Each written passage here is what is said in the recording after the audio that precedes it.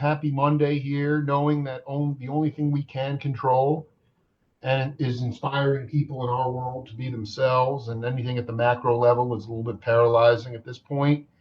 But I got a chance today to speak to somebody who, in a very methodical and entrepreneurial way, found his way into the music scene in the Northeast, primarily in New York City, able to sing for his supper in a myriad of different ways, like so many other cats did. And we only really got through the early 70s, so I thought it was appropriate to come back and continue the discussion. Peter Levin, welcome back to the Jake Feinberg Show.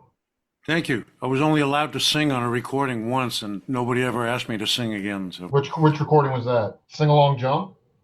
No, it was actually the first band that my brother Tony and I did together. It was called the Clams. We had a hit record. The band lasted 2 days. So we were just locked in, man, because it's just so funny. I was going to start with that because when I interviewed the late great Charlie Neville, who was part of the Neville brothers, he came up to New York. Aaron was on the run from the law, and they were, it was mid 70s, and so and so they were playing at a place called Catch a Rising Star, and a young Richard Balzer was there. And then I see that you and Gad and your brother are in this band called the Clams, and I'm thinking, well, where did they? I mean, yes, you cut that CTI record, but where were you guys playing live? We didn't. We did never. But you had a hit song on the record. That's insane. The bit, it was kind of a goof, something Tony and I wanted to try. Yes, Steve played drums on it. Actually, he didn't. He played with brushes on a New York City phone book. Dude, you made my year, dude. Are you kidding me? But we went and recorded at A&R Studios in New York. It was mixed, gave it to CTI, and that was it. Got complicated after that. They just pressed up a couple of hundred promo copies, sent them to radio stations, and that was the end. Or it would have been the end, except that somehow it caught on as a novelty record. And there was a point for a week or so where you could hear any top 40 station anywhere in the country. If you turned it on, within an hour, you'd hear the Clams and me singing. Ha! Now, it was just this, there's one particular track that turned into this sort of sensation? Yeah, it was a single, a 45 single. We did a B-side also with the second recording. Oh my dude, because it's never been reissued either. I've never seen that record. One pops up on eBay every once in a while, and this I know you're sitting on some copies. A couple of collectors I know that have them. Yeah. Oh my God, the Clams, dude. Was it you? Were you and Tony? You got to excuse me because of its scarcity. Were you guys riffing comedy poetry? What were you doing? We were both fans of Spike Jones. Yes. Which obviously the musical humor, but it was actually an amazingly good band, just doing kind of crazy music. And musicians all knew that, even if they didn't get into it. But we got into it and said, hey, let's just try something like that. And we took a hit song where we massacred it, and it was a hit. We had another hit, Close to You, the Carpenters' Close to You. Wait a minute. So you're saying it was an A and a B side, and both songs took off for a minute? No, just the one song. It got a lot of airplay. Close to You. Unbelievable. So, right. I wanted to ask you. This is more just because I've talked to. I've done a couple of interviews with Steve, and he has been so open about, coming back from adversity and, basically losing it all and then coming back. And I wanted to know how you tried to, not that you were a teetotaler, maybe you were, but, how did you help all your friends? Because how great the studio scene was in the 70s was also correlating directly to how heavy drug use started to really come into the scene as well. And I just wonder, like, I remember Al Di Meola walking into the studio to do a couple of his fusion albums in the late 70s, and Steve was like passed out at the drum kit. They woke him up, put like 3 stands worth of music together, and he burned right through it and then passed out again. He was in bad shape. And I wanted you to know, I wanted to know if you had even time or bandwidth to help your peers because it was, I mean, LSD and marijuana were no longer the drugs of choice, you know? I knew that nobody close to me was doing that. I've never done drugs. Tony never has. Yeah. Uh, uh, Steve had a Steve had a period where he was drinking heavily. Uh, he had some health warnings at the end of it, and then he stopped, uh, which is which is great. But none of uh, none of the bands that I played with, or the groups that I played with, uh, it just weren't. There was no heavy drug use I dig. I or dig. drinking at all. In fact, there was a. Uh, I think the closest I came was almost a caricature of that was in the '80s. I, I recorded and toured for about 8 years with Jimmy Guiffre, a brilliant composer Oh, and yes. sax avant-garde composer. Although he wrote some bebop classics, actually, Four Brothers. Uh, but the quartet that we had was very avant-garde. We toured a lot. We were in Europe a lot. We played the kind of festivals that were held in museums where there'd be blue-haired ladies going, "Oh, ooh, isn't that nice? Isn't that interesting?" Yeah, Uh, yeah, yeah, yeah, yeah. and all four of us loved Indian food, hot food, and we all loved beer. Uh, Sounds good to me. that's as close as I came I to don't know, hot, band that was spicy into. food with Taj Mahal beer. What's wrong with that? No, Uh, I was gonna say, like, those- well, Jufrey. I remember when I interviewed Swallow. I mean, that dude was pretty straight ahead, writing, like you said, some incredible straight ahead bebop tunes, and then he took this road to Damascus with Swallow and I don't know if it was Carla Bley, but it was a drummerless trio. He was going way out, early Mhm. '60s. Um, but can you talk about at that time in the '80s what was avant garde at that? This is the better question I want to ask you. Not that you were going out and you were gigging during the day and probably just wanted to go get some spicy Indian food in New York at night. But the thing is, I remember interviewing Joe Chambers, the great drummer, and he said that the great writer Stanley Crouch said that the mid '60s Blue Note albums, the Bobby Hutcherson albums, the Andrew Hill albums, the Joe Henderson albums, that was actually avant-garde music. And the stuff that Albert Eiler and Archie Shepp were doing was not. The reason that Crouch made this assertion is because in those mid '60s Blue Note albums, Freddie Hubbard too, you could hear the tradition of the music. They were playing chord changes. And then also there was something new. There was a new component to it as well. Whereas Eiler and Shep, in Joe Chambers' mind, first of all, they were competing for work, but they couldn't back up a singer. They were squeaking and squawking. You couldn't hear any tradition. You had no idea where the song came from.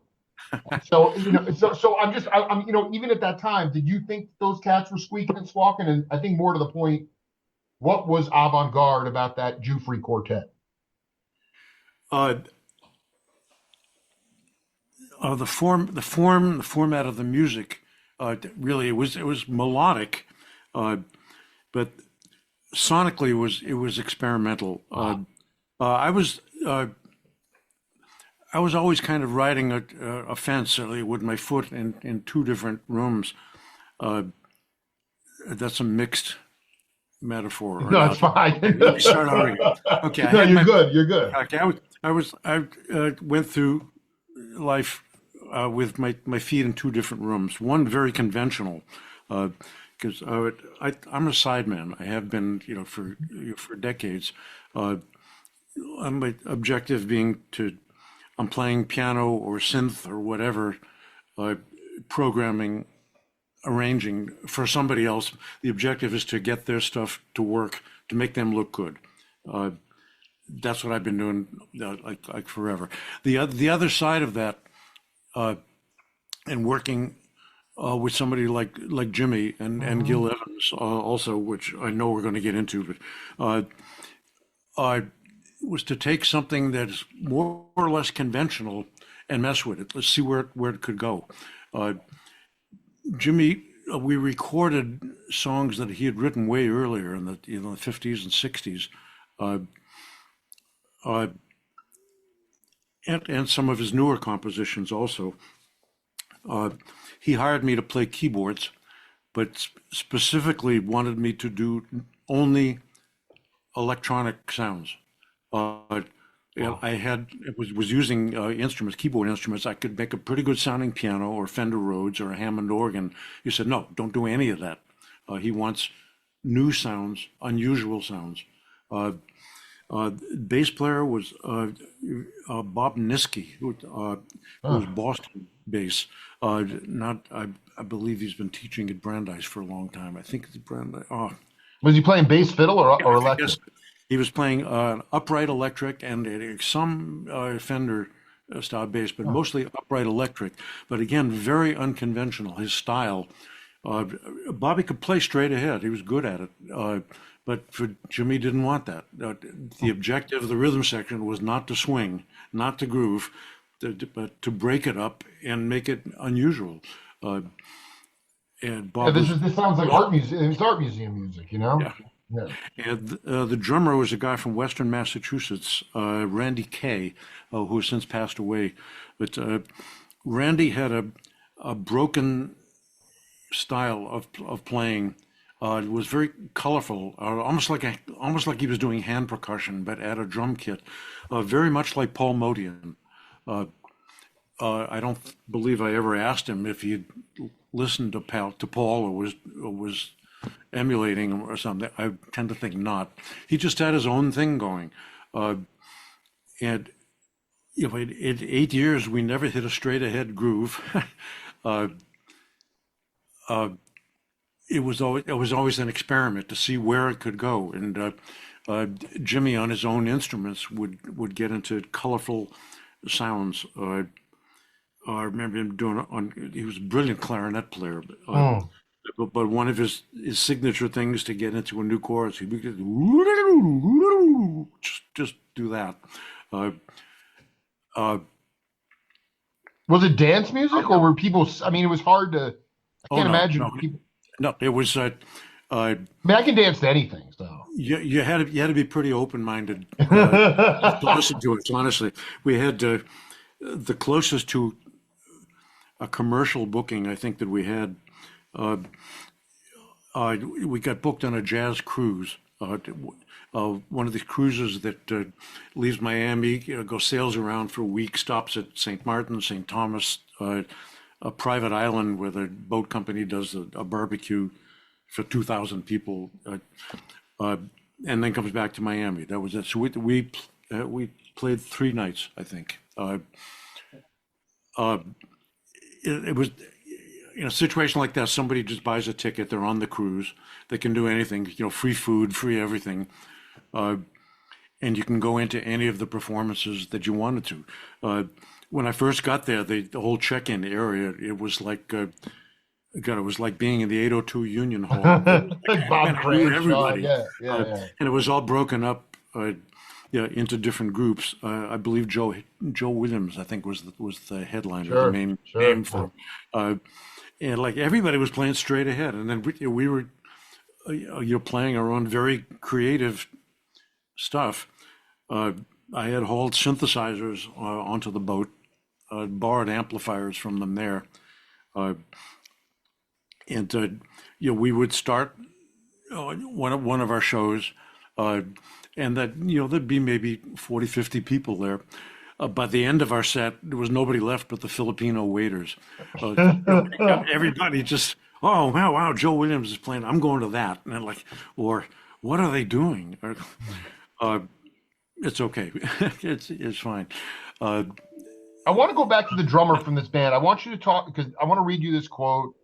This is from Elliot Zygmunt, who played with Bill Evans. And he said, bebop and post-bop were so strong in New York.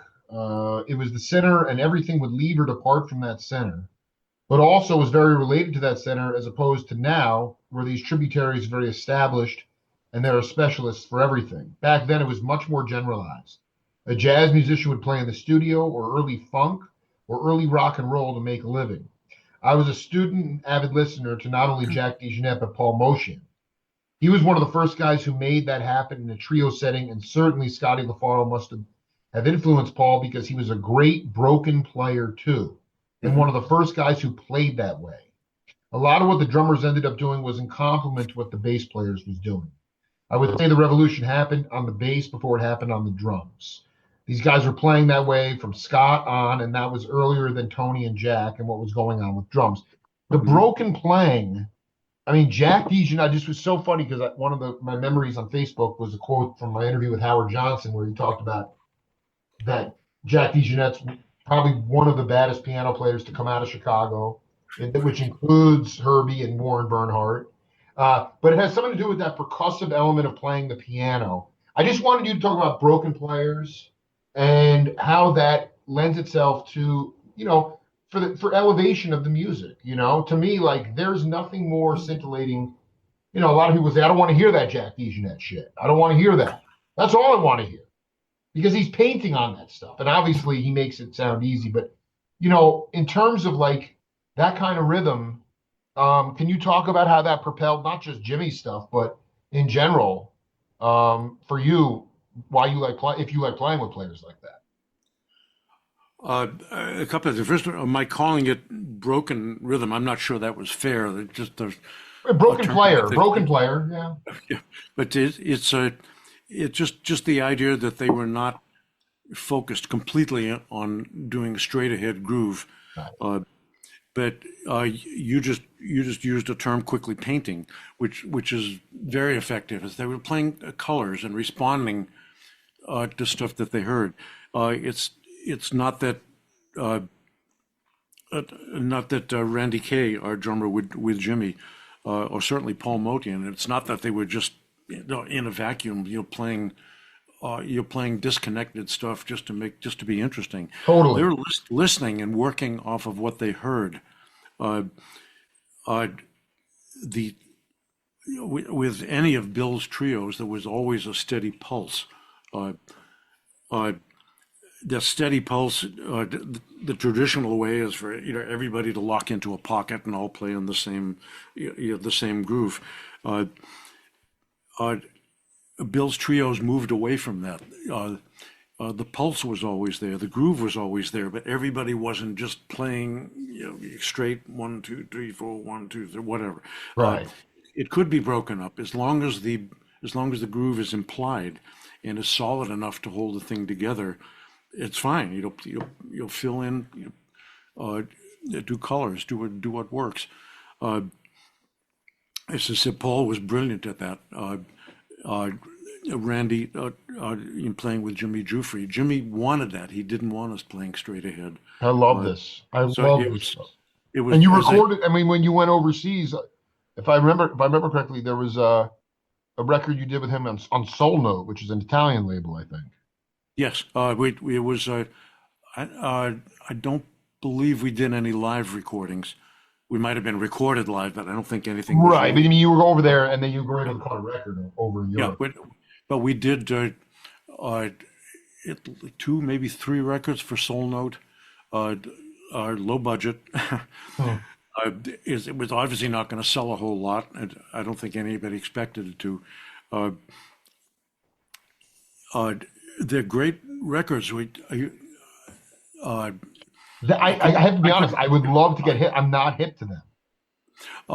There was one called Dragonfly, which is the name of a long piece that Jimmy had composed. By the way, his compositions, at least with this quartet, they were through composed pieces. He wrote the piano parts that he wanted, even though he didn't want me sounding like a piano. How does that work? How did you synthesize? I mean, pardon the pun. How did you synthesize that? I mean, he wanted you to make creative sounds, and yet he's writing out essentially music for you to supposedly play. Yeah, well, I mean, obviously, he gave me melodies to play and doubling the bass line very often. Right. He very rarely had me filled in chords. A lot of it was contrapuntal. The bass line, and I would be doubling the bass and the melody with Bob Niski and with Jimmy. Uh, Eventually, I learned how to tactfully fill in with chords as I knew the pieces better, Mm-hmm. in ways that was okay with Jimmy. He didn't want me playing big fat chords you know, to finger paint through the whole thing and make an Yeah, orchestration this out of was it. not Not your straight anymore. ahead gig. This is a No, beautiful thing, you know. it I mean, wasn't. were you still, I know that this may sound weird, but you know, just being a Gen Xer and my generation and younger, and you probably know this, but cats don't get paid for the gigs anymore. They have to sell merchandise. Were you actually getting paid for these gigs? Yeah, See, that there is was. remarkable. I mean, for this to be the most abstract music in art museum, I mean, again, but it just the idea that it's abstract, people may or may not know Giuffre. I mean, he is actually a legendary character in jazz, but not everybody knows him. And the fact that you were actually walking out with bread. There's no bread for the gig anymore. Yeah, but again, you're talking about quite some time ago, the '80s. This is 30 odd years ago. I know, but it was There isn't things were more. changing drastically. Yeah. That is true. I mean, it's just it's in your mind. I want you to talk about this. I mean, you're still very active in studio-based stuff. I mean, you don't think you're like you're not a road dog, or you know, you're not doing the Chitlin circuit or the touring circuit. But when did you notice fundamentally that music had gone, or a musician had gone from a viable profession to where the bean counters would say, "Well, your music is a musician's gift to the world, so you can pay to play, or you can play for the door." Do you fundamentally remember? Because that's even during these Reagan years and the malaise in the 80s. I mean, people could be bebop hideaways in New York and get ahead. You were getting paid to play abstract art museum music. And literally today, you are playing 4 sets of music, and the band, if it's a quintet, is getting, you know, $500 for the night. Okay. I get a complicated question. Uh, I just it changed. is a musician still Yeah. seen as a viable profession? And I'm not talking about Pete Levin or Jack DeJohnette or the Shaman Cats who have already made their careers. We're just talking. Do we look at Young, it? young How people. has it changed? Uh, Something I've pondered many times or said many times. For young musicians or people who want to get into it, I don't know what to tell them anymore. Yeah. Uh, it's what you were asking. When did it change? There's no point in time that you can pinpoint. There's no year. Hmm. Certainly, even pointing at a decade is rough. Change happened over a long period of times. I saw some of it, but I saw it from my perspective. Uh, uh, what it's come to now. Uh, we've been saying for quite some time the music business is in the toilet. Uh, it is, it's in the septic tank now. But Real deep, yeah. I don't know how to tell other musicians how to do it. I'm in a very fortunate situation. Is that first of all, I'm still working. Yeah. Uh, I don't need to play bad gigs for the money, uh, which is great. Well, thank you, Lord, for that. I'm still doing a lot of recording, uh, some in studios, quite a bit at home on my own. Uh, I do some live playing, 2, maybe 3 tours a year. Uh, Live playing, a lot of it in my area, local, just in the Woodstock, New York area. And I take the ones that I want. If they're people that I want to play with, and they're making some good music, I don't even Sure. ask what it pays, which is Sure. good because most of them are $50 gigs, plus a meal and 50% off at the bar. Uh, And let's be clear, going back to the days of I mean, your apartment in the Lower East Side was probably 160 a month. So like a good week in the studio for Pete oh, Levin, you were way ahead. uh, yeah, there was going through the '70s. I said it earlier in our interview that the '70s was a great decade for musicians. Everybody was working. It was a lot of work. So much work. I mean, I was doing a session a day, more likely 2, sometimes 3. I mean, short sessions. As I said, like Yeah, could getting jingle. union scale. It didn't matter. Yeah, well, union scale at that point, for a jingle, what was it?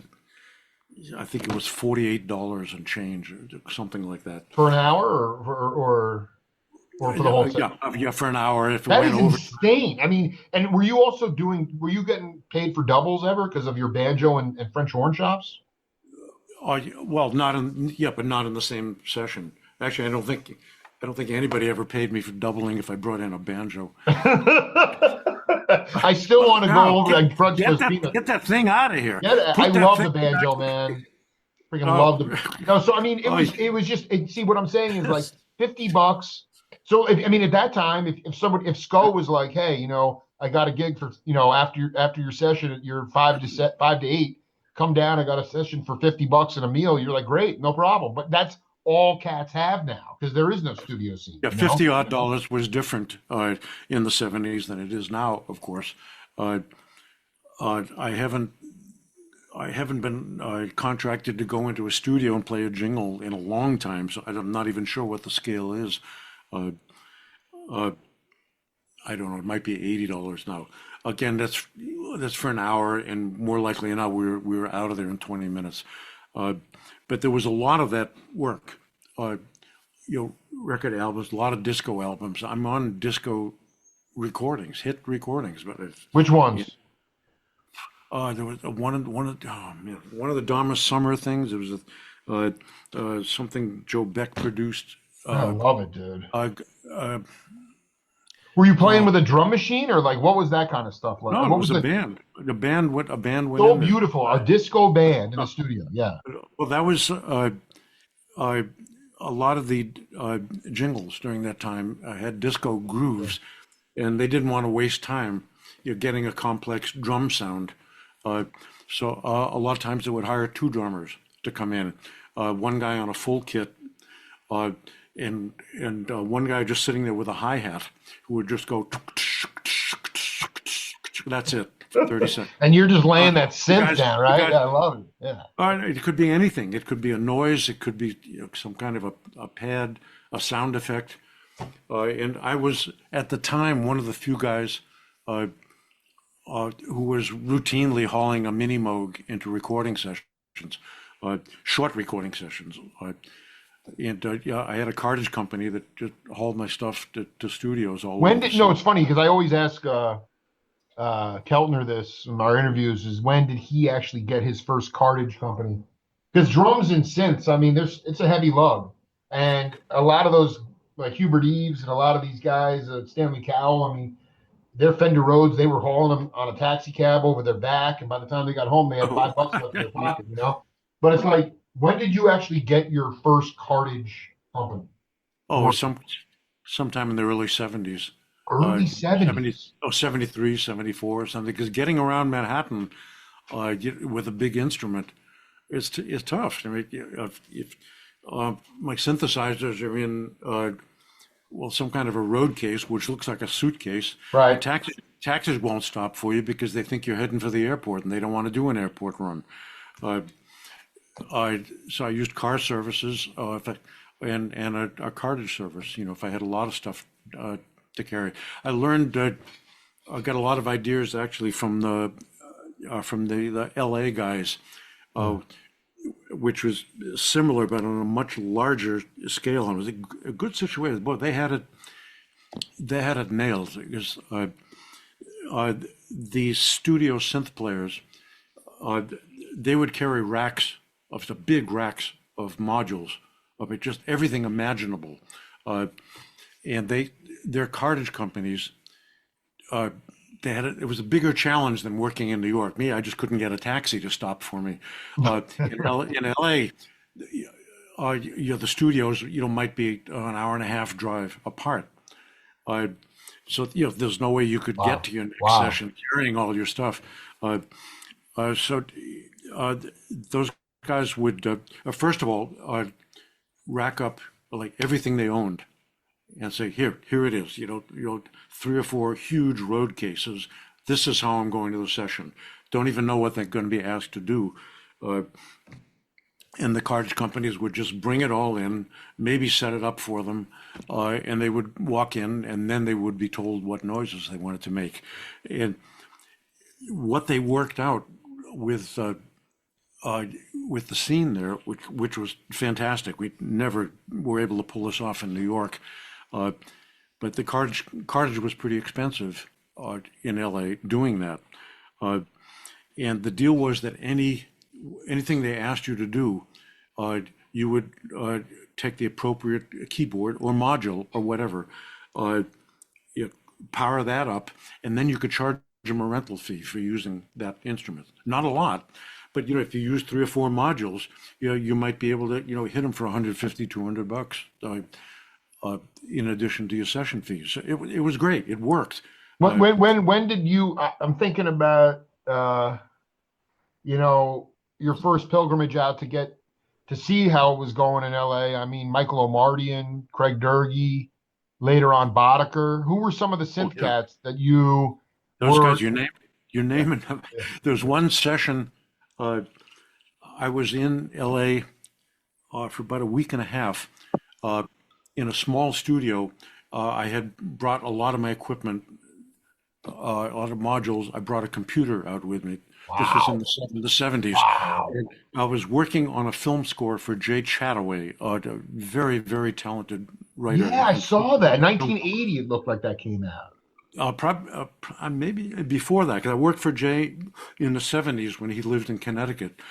And when he started getting TV and film work in LA, a few times he would bring me out there because I knew his style and we worked well together. I wasn't composing. I did what we had a classy title for it, Electronic Realizations. Oh, this is in my wheelhouse right here. Yeah. So I would work with him to create these film scores. We did a few slice and dicers, which were more fun than anything. Most of the time, Jay's music was better than the film, but that's okay. But 2 or 3 Chuck Norris shoot 'em ups. This is the greatest thing. I want to read through this. Jay Chataway, Maniac, 1980. Invasion USA, 85. Maniac Cop, 19. So there's 2 Maniacs already. Red Scorpion, Maniac Cop 2. Yeah, 2. Well, Maniac, the sequel. So when you brought what comes back to life. You brought because that was the other thing about these guys is that they were using modules like there was everything today. You go see ambient or new age music or something, and it's all a lot of cats are programming it directly from their computers, and there's not a lot of improvisation. But Steve Roach and Boddicker and those guys, I mean, they were creating real improvisational sounds with real synthesizers. But you brought a computer out to LA. What was that? A really old a PC. It was still running on DOS. This is pre-Windows. Oh. Yes. So great. There was a time when Windows didn't exist. Absolutely. And but I would bring it out, just the body of it. I had a case for it. I would pull the hard drives out and I would carry them on the plane because I didn't want them messed up. And then they would hook me up with a monitor at the studio. So anyway, we're working on Maniac Cop 2, the sequel. Oh. And we're in the studio, which for Jay and I was mostly we're in the control room, for 2 weeks. And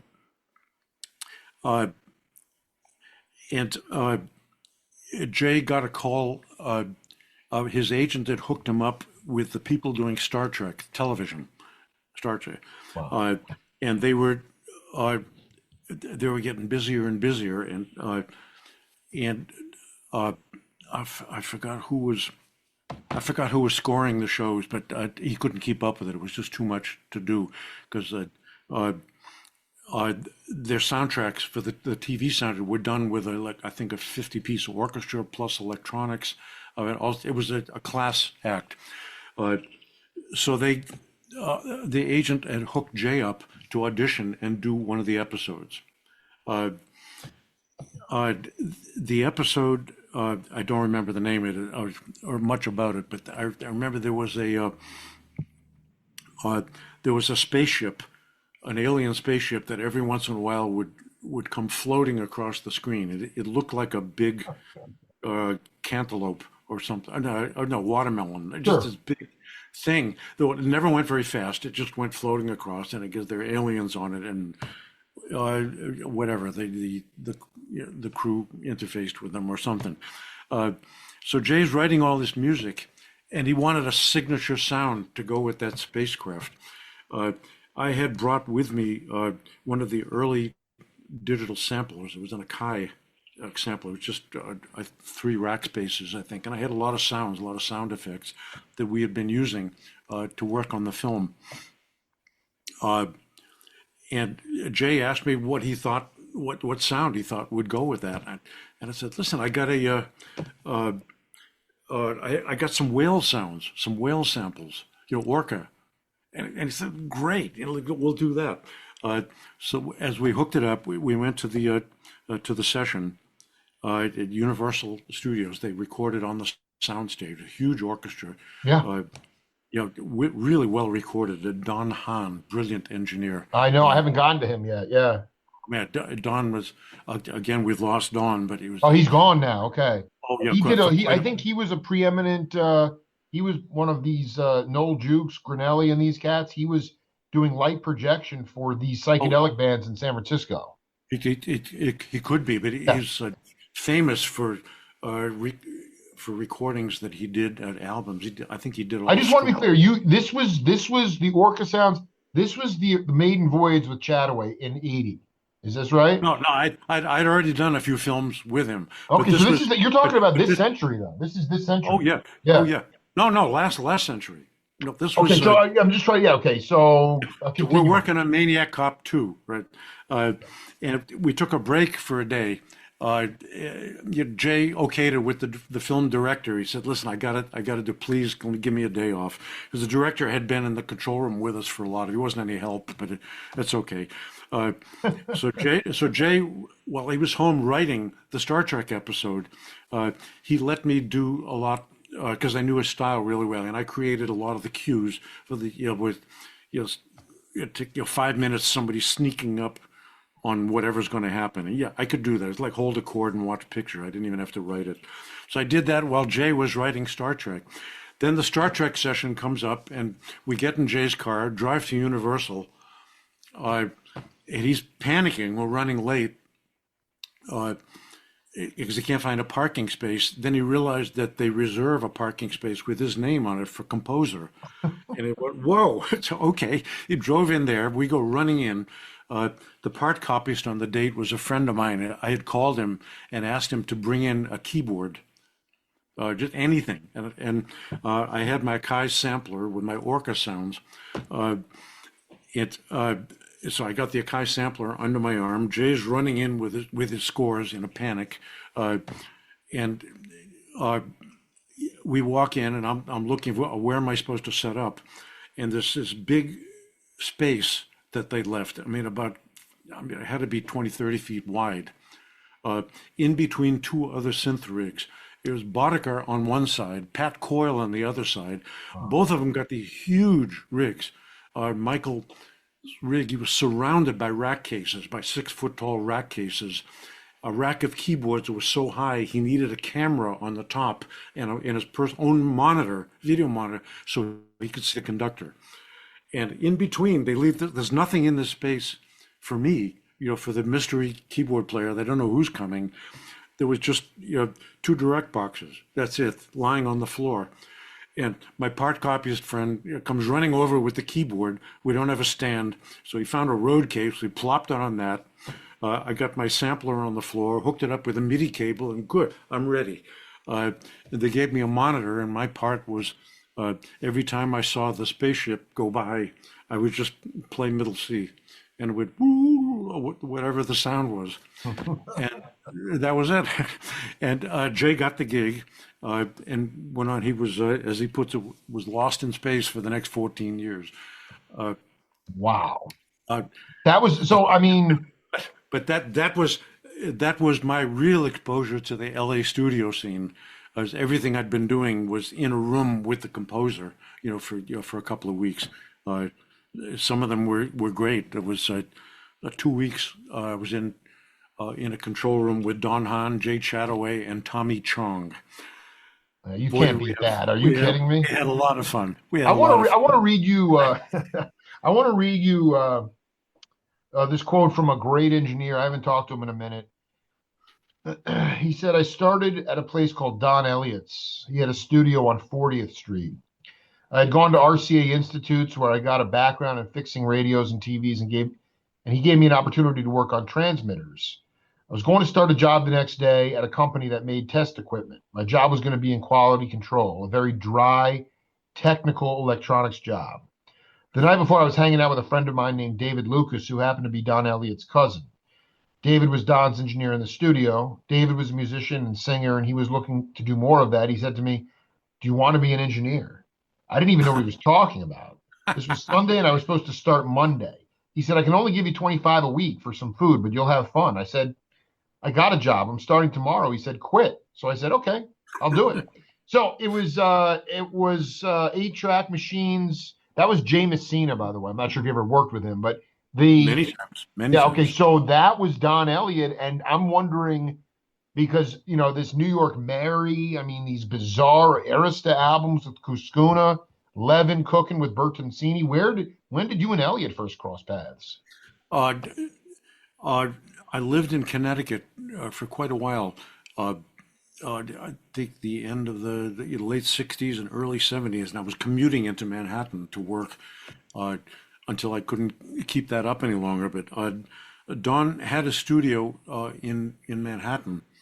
Uh, he also had a studio at home. Hmm. So, a guest house, a very large guest house on his property, and he converted that to a studio.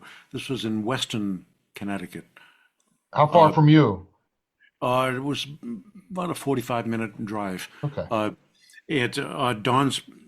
uh, Don got into doing jingles, a good singer, and an amazing head for doing vocal groups.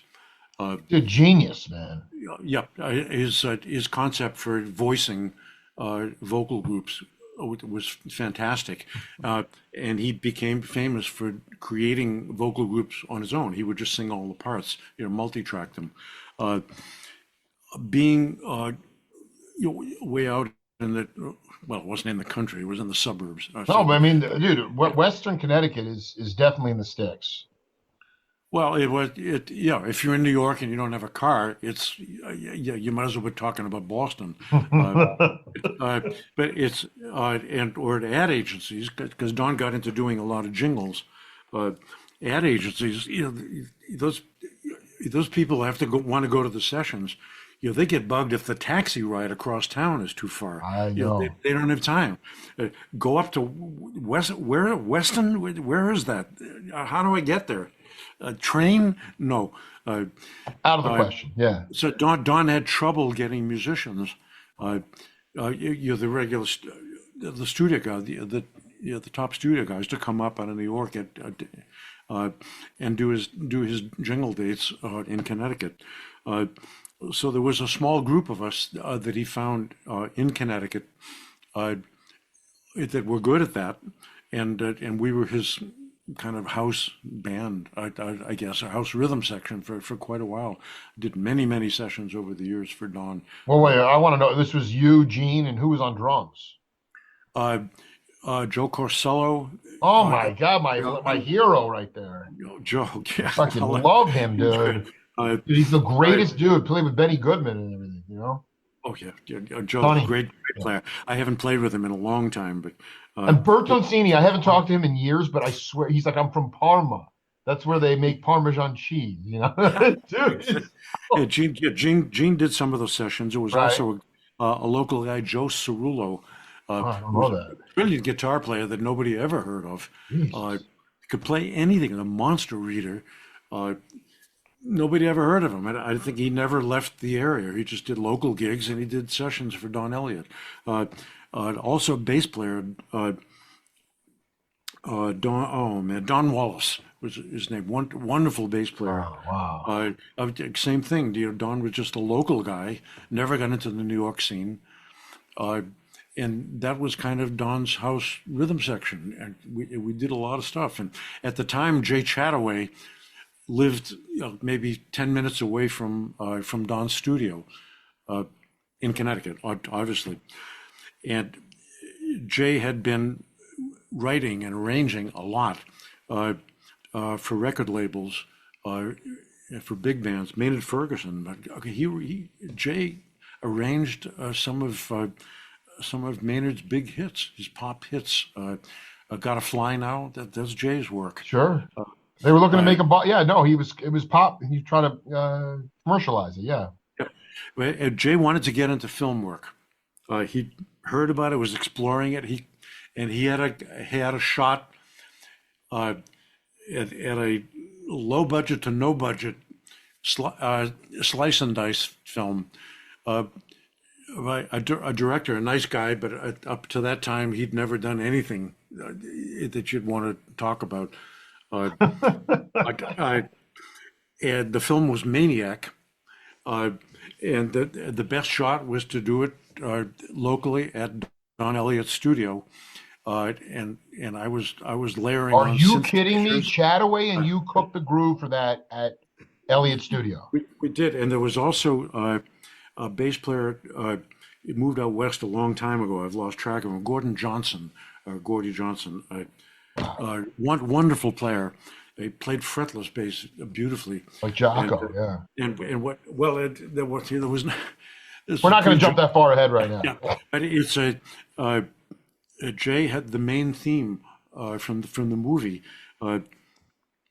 Jay had Gordy play it on a fretless bass. It was beautiful. It was a beautiful choice. Not what you'd expect. Right.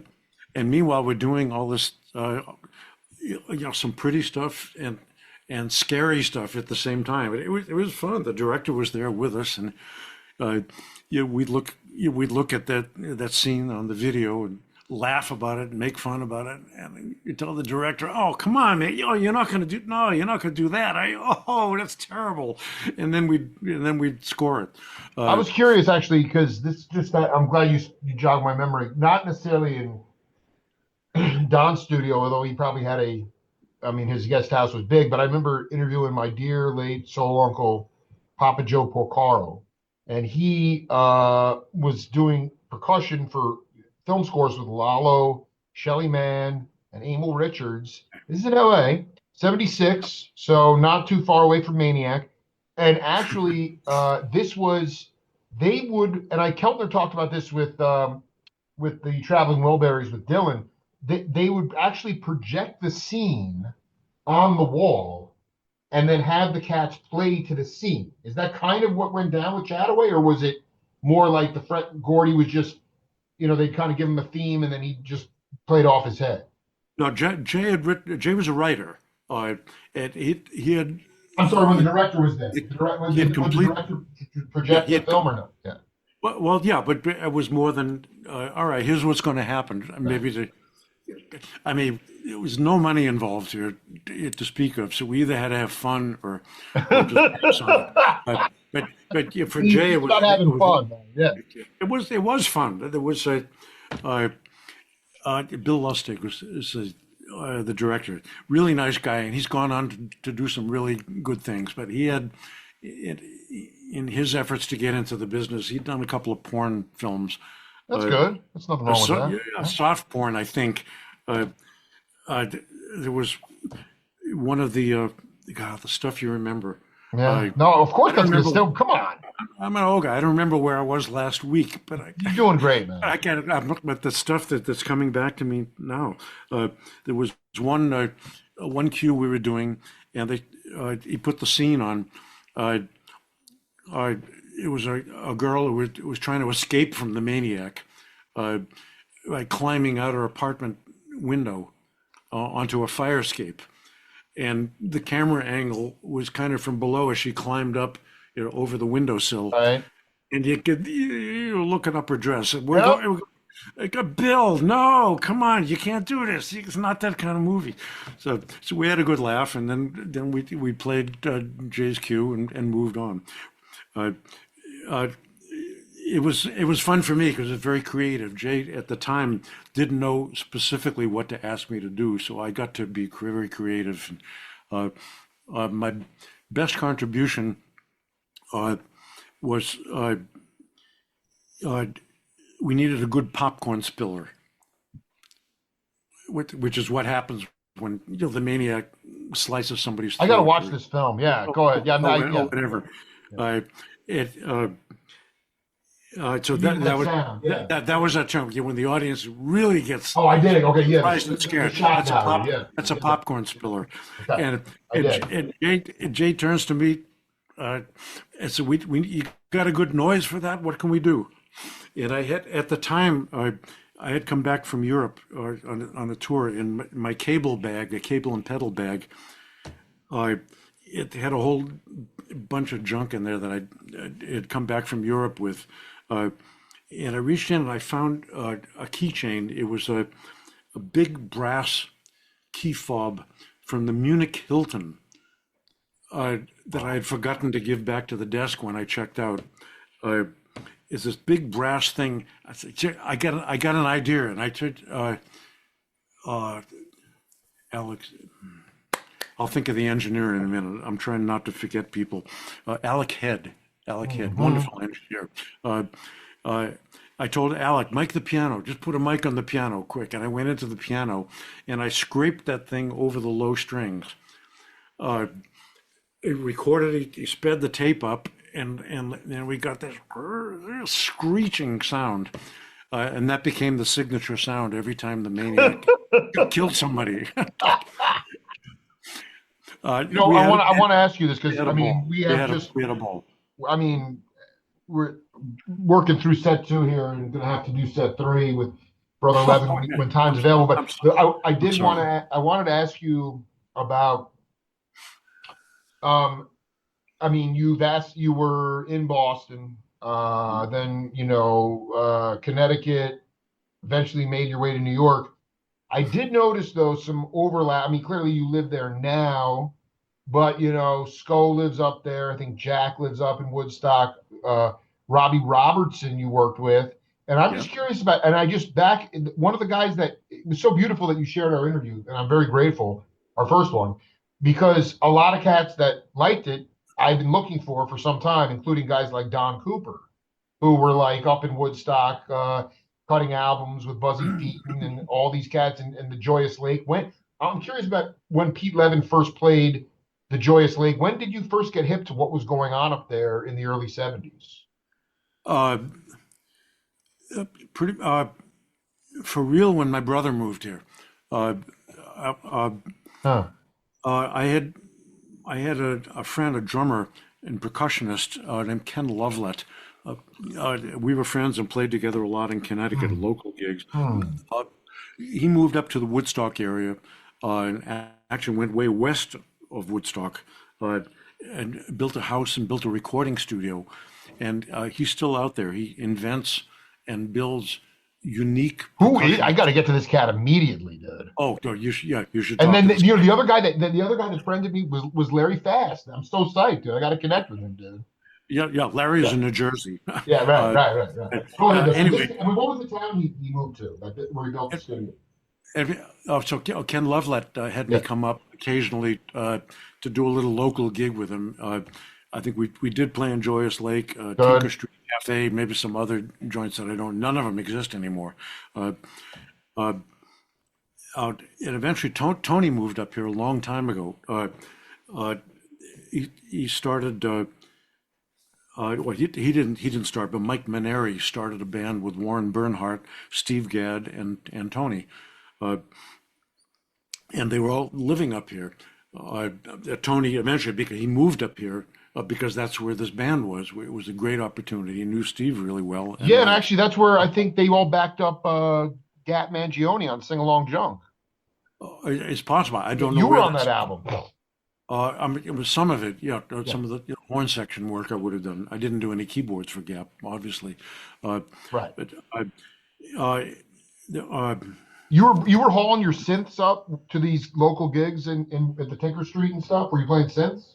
uh, probably some kind of electric piano. Okay. That's might have been a Fender Rhodes. That's before I screwed my back up lifting that Fender Yeah, Rhodes. exactly, dude. You And see that, that? You need and cartage, that, man. that was it. It went into storage and eventually went to eBay.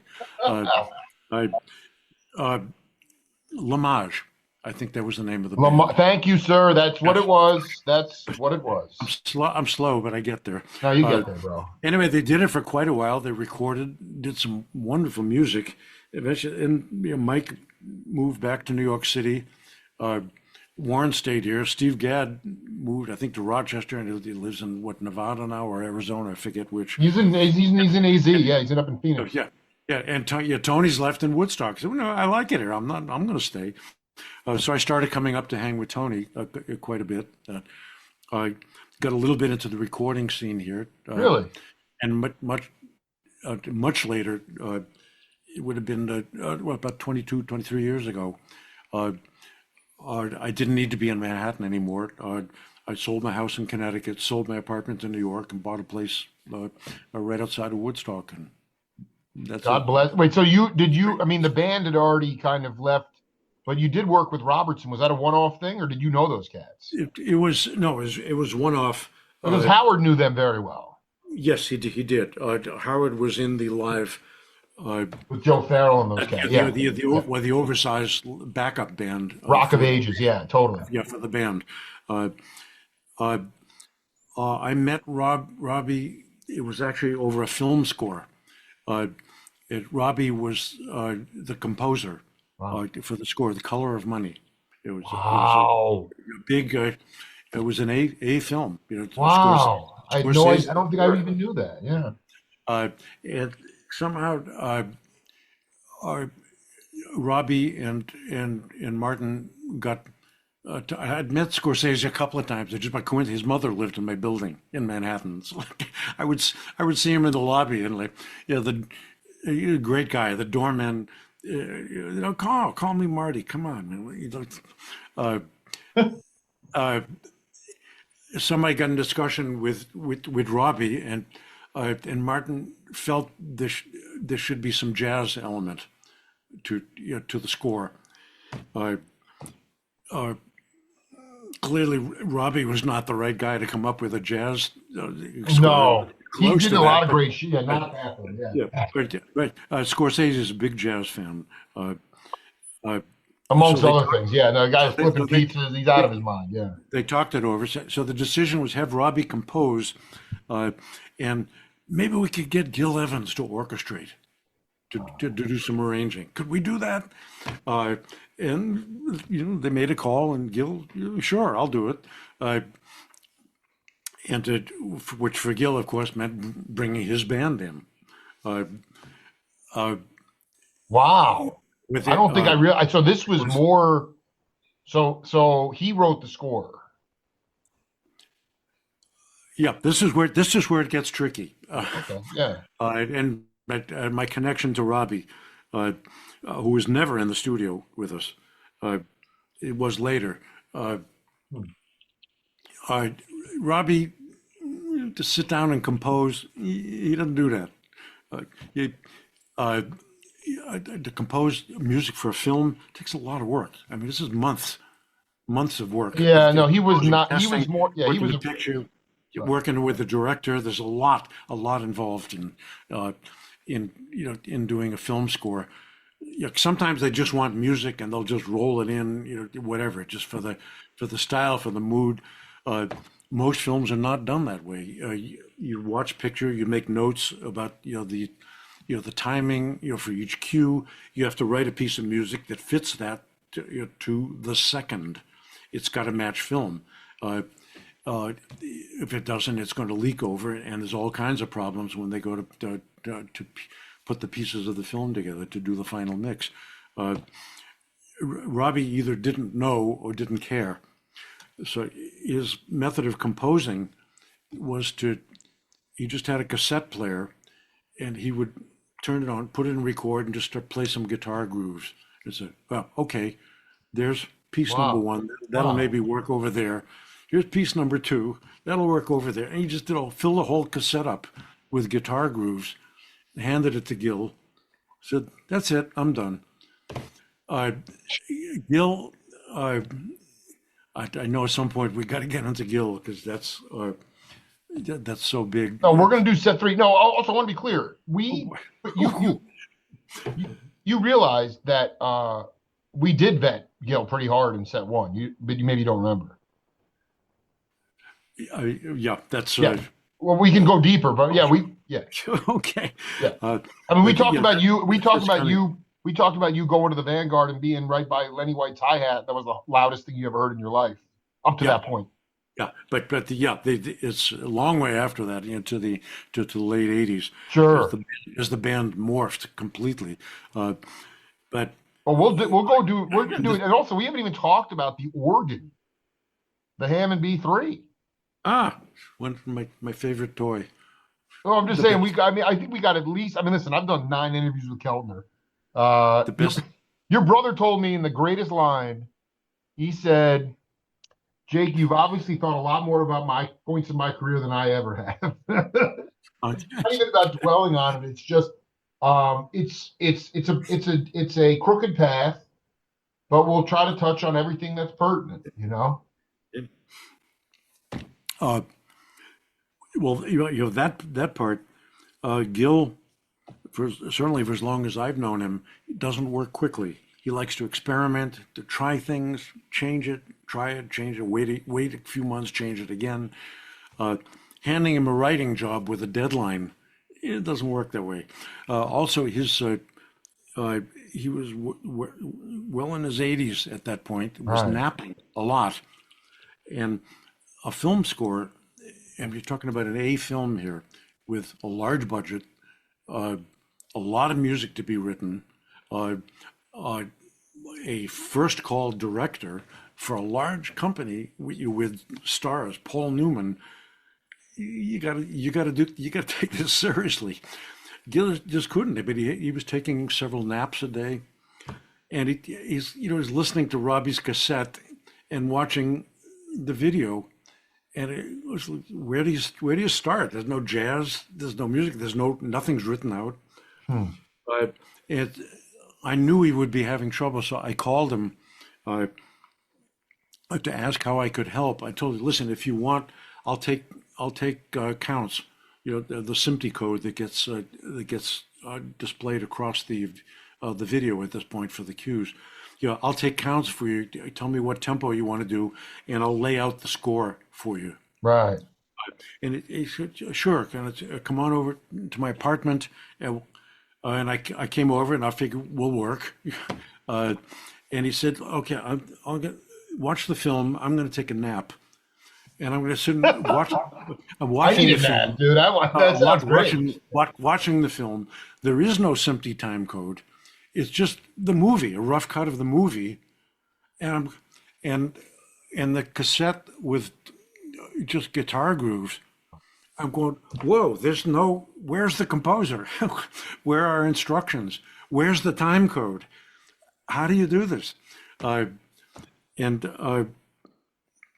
when Gil got up, we started, I helped him organize things. We started to work on it, and the deadline was approaching. There was, I think, 2 or 3 days booked in the studio for a large band. Wow. And that was coming up, yeah. The date is coming closer. Scorsese is going to be there. And Gil is, he's barely getting started. And I kept asking him, "How can I help?" I'll run out and get food, get coffee. Tell me what you need. And he said, "Pete, why don't he just pushes a pile of paper?" He said, "Pete, you do these cues. You do these, and I'll do these." And I'm, "Sure, okay." So I ended up scoring a lot of the movie. My clash with Robbie, which was coming up, was that one of the cues, I don't remember where it was in the film, but there's a very strong horn section melody that I just ran over and over again to fill it up. It was a very dominant thing. It wasn't accompanying anything. a unison melody from the horns. It's on the film. It's on the soundtrack recording, I guess. I don't know, 6 months, a year later, Robbie took that cue, expanded it, wrote lyrics to it, sang over it, and put it on his album, changed the title, and claimed composer credit. And the final insult was that he went on Letterman or something, or Saturday Night Live or whatever, and performed it with a band in New York City and didn't call me to play it because I played keyboards on the track also. So, I want to be clear. He was he in the studio with Scorsese, or he only? No, we never saw him.